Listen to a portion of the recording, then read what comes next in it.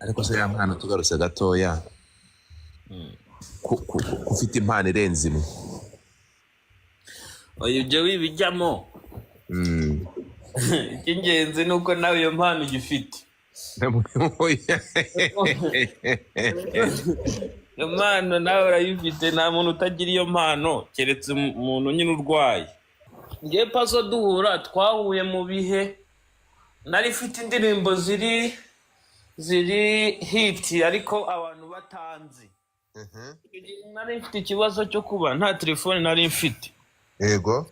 Nari mfite yari yarapfuye ariko mbona afite 13 Pro Max adafite ikintu akoresha. Ndamubwira ati rero ngwino twibanire nge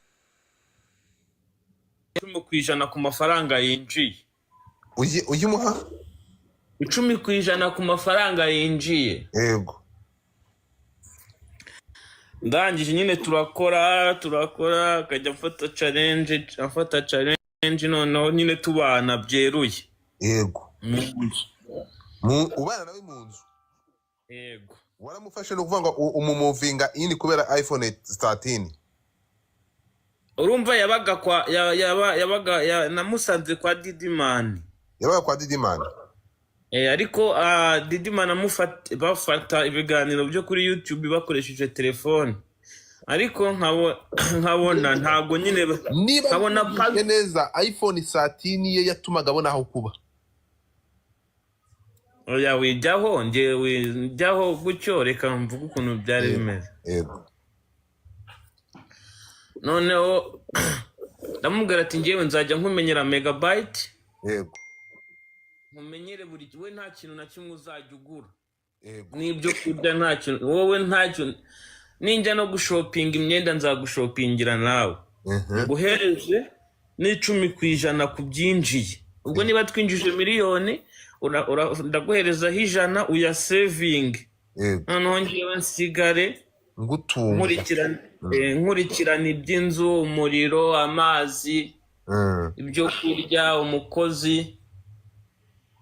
Turakorana gutyo turakorana noneho kugira tugeze muri arena rero byahise biba ngombwa yuko twimuka ahantu twabaga Nyamirambo twigira ahandi hantu mu nzu nini. Yego.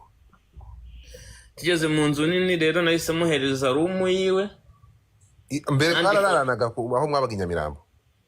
Mbere twabaga mu nzu ifite salon n'icyumba kimwe. Mwabanaga bararaga ku buriri bumwe. Ariko nyine rimwe na rimwe nahare yasuye abandi yari afite ghetto mu nawe yabagamo Nyamirambo mu nawe kubera ko atwara amakamyo. Rimwe na rimwe yajyaga yakirarirayo kubera ko mu nawe ntabwo akundaga kuba ahari. So twimutse rero nibwo naje kugira igitekerezo navuga ati nyamara kuno rero ibintu bimaze kugenda neza nkomeje kwishinga kakavuyo nabigwamo reka nizanire urukundo twibanire hama andusho kunkontorora apana kwijugunya mu bintu. Yego. Urabizi nawe so bizi si by'abahungu. Yego. Araza turabana ariko urumva madamu ngiye nta kintu nigeze ambwira ariko ngiye nagezeho mbireba mbona madamu wawe yaraje murabana. Yego. Yego. Bigeraho noneho mbona ariko na Pazo mubana. Yego. Bivuze ngo wabanaga mubana mu cyumba kimwe na Pazo afite icyumba cye. Yego. Inzu yo yari nini cyane yo twimukiye yari nini uburyo ki yari afite space yiwe. Nanjye mfite space. Noneho mutapinge screen. Noneho nibwo haciye hagahe ariko nkabona turi gukorera amafaranga pe. Ariko ntangira kuvuga ati noneho Pazo niba bino bintu twarabigezeho ndashaka we ikure mu mutwe yuko tugiye kujya gufata challenge atari cyo kintu. Noneho ndamwicaza ndamubwira ati Pazo ukwiye kumenya kwambara neza kurushaho wikuremo unduta nubwo nkuruta ugiye kunduta kuko ubu ngubu urampagarariye.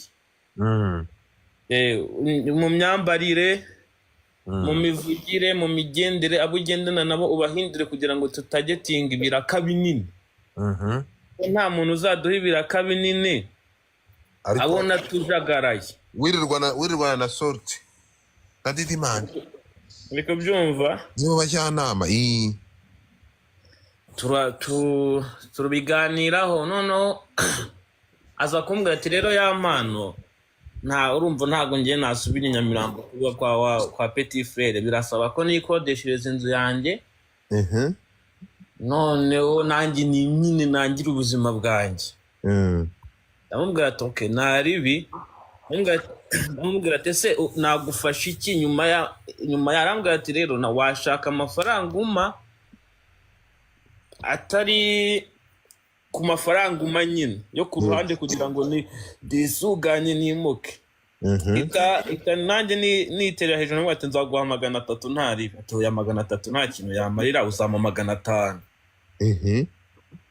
Ndaje namubwira ati rero 500 kwita nyaterurira rimwe byango nawe urabibona ukuntu ubuzima bumeze 500 kwita nyaterura nkayaguha naba ngwaye ikiraka cyose kosho yava hehe.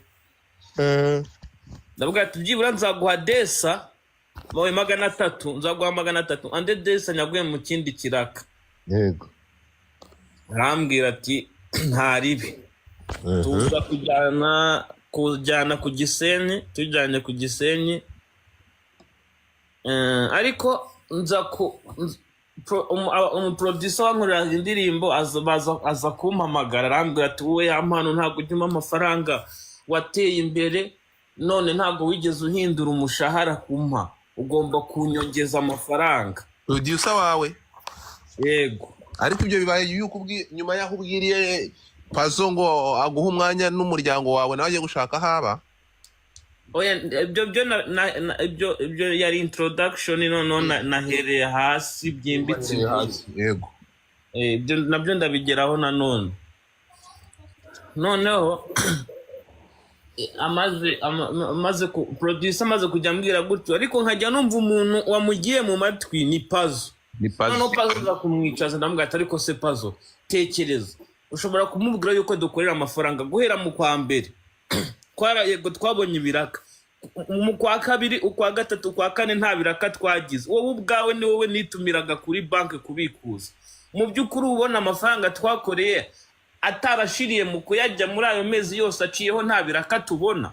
Yego noneho ikimbabaza nawe akishyira mu mwanya w'abantu bumva yuko mfite amafaranga kandi tubana kandi nta naho muhisha. Nkavuga se uyu musazi ubu ntabwo ubona yuko koko amafaranga tuyakoresha ko ntaho muhisha ko umutuma kuri banki uko ubuzi balance isigaye umva buryo twabanaga n'umubare w'ibanga wa telefone yarawuzi. Arangije arambwira ngo hoya ngo ugomba ngo kubishyura. Ndamubwira ati nimbishyura rero ibintu hano bizapfa uko tubayeho bizagabanuka.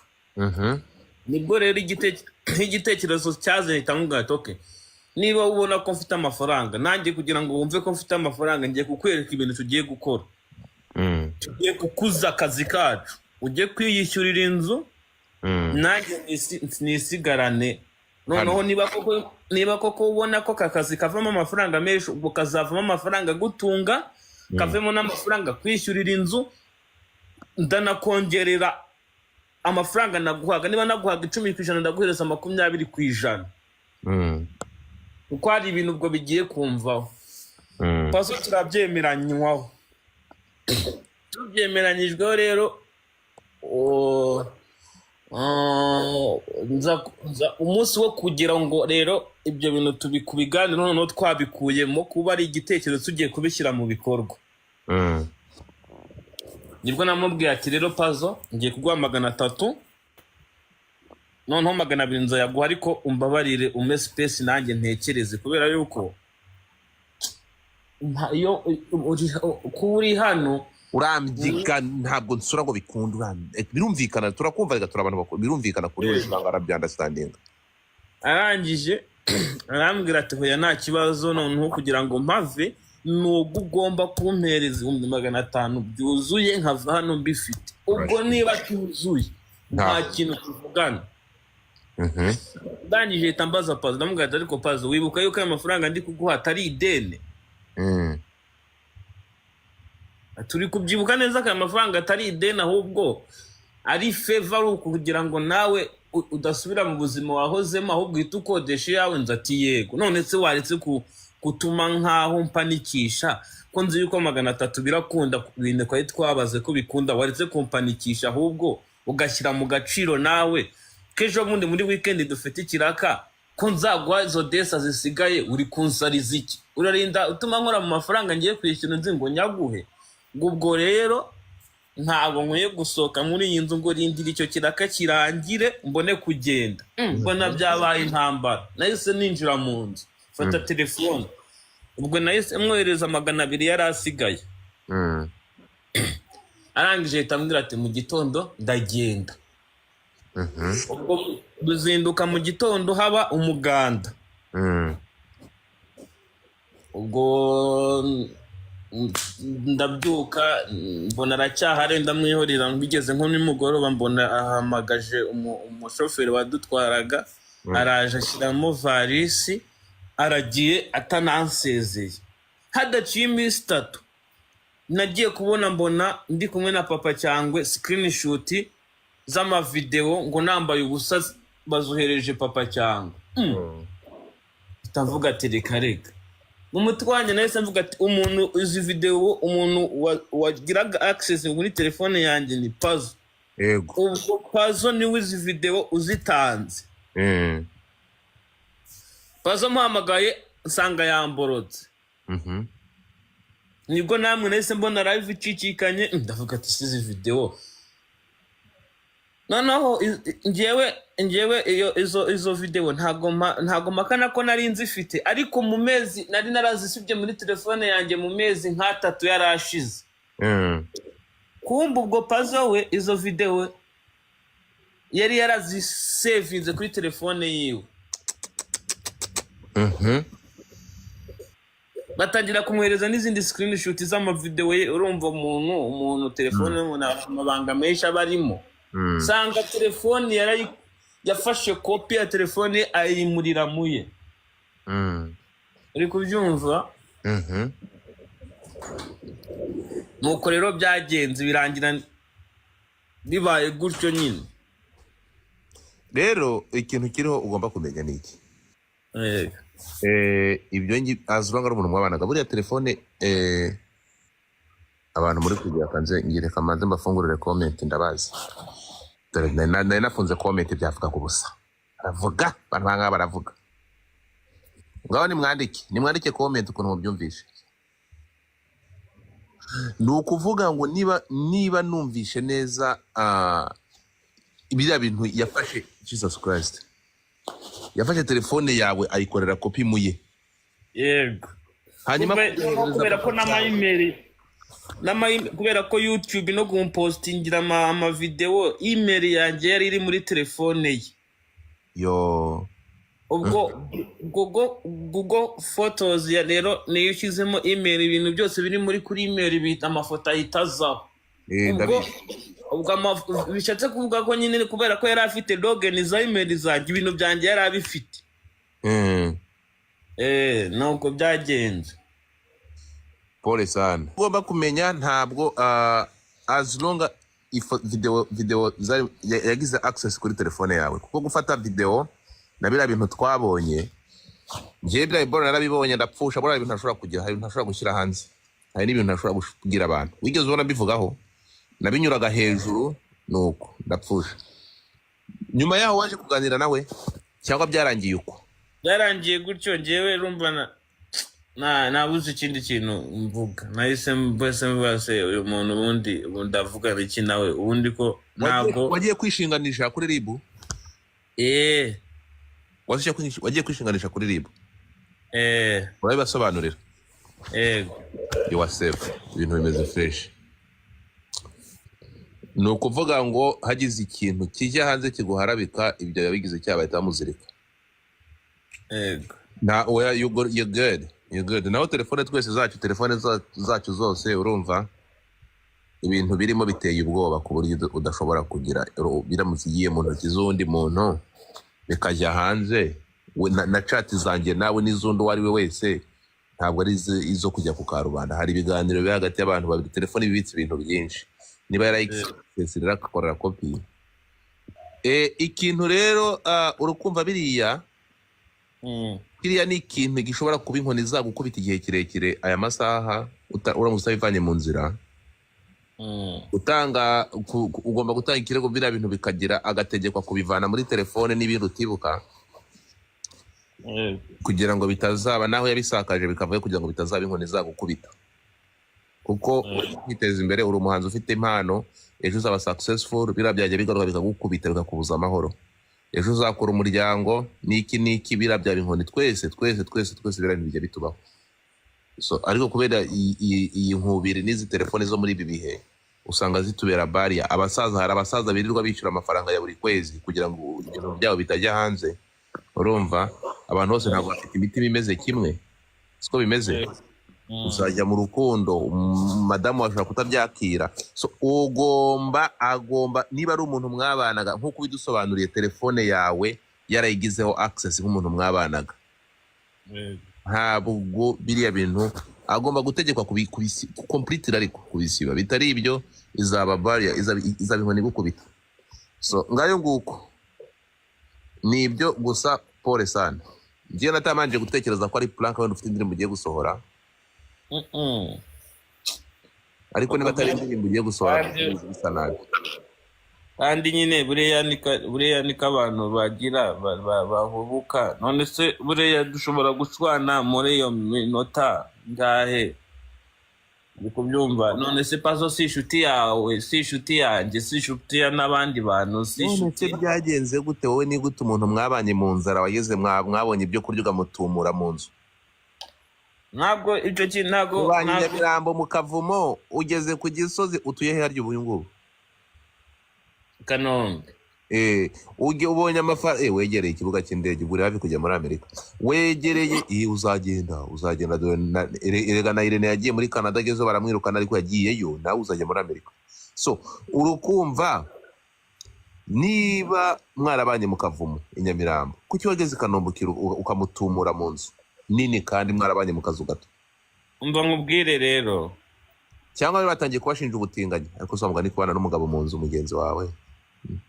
Numva nkubwire ikintu, buriya niko abantu rero ntago bajya bambera abandi. Njyewe twahuye buriya nubwo twamaranye amezi 6. Ntabwo abanye n'amezi 6? Niba ari menshi ntarenga amezi 6 tumenyanye nawe. Ariko nawe wizera vuba. Umuntu umenye mu mezi 6 afata telefone yayigiraho access buri kintu kimwe. Ukuntu byagenze, sinakubwira twahuye, ngiye telefone yanjye yarapfuye, biba ngombwa yuko ibintu byanjye hafi ya byose bikurikiranira muri telefone yiwe. Amakuru avuga ko se Pazo yashaka kurya umugore wawe, ibyo byaba bifitanye isano n'ukuri? Oya, ntabwo ari byo. Nase ni gute umudamu yari gutungwa n'abagabo 2 mu nzu, abana n'abagabo 2 mu nzu, umwe atari uwe? Wari ufite rezo yo kubitumba ahantu naho ubundi inzu ukuntu yari setinze nta hantu byari bihuriye. Ikintu nanze ni ukumva yuko mfite imeze nk'ufite kampani. Buriya mwari mufite dushe imwe? wapi, byari bitandukanye cyane. Mwahuriraga mu gikoni? Twahuriraga muri salo. Ngahibaze rero madamu yagiye kureba ka televiziyo, wagiye muri studio, Pazo nawe akabyuka yambaye box, agasanga madamu mu gatenge, yayimushinga ko ariko sha warebye kure. Ariko maybe we expectingaga ko mubana igihe kirekire, akamanza akagukamuramo igihe yagutayemo, niko bitekereza. Gusa ubwo bisohotsemo amahoro ngaho ni fresh.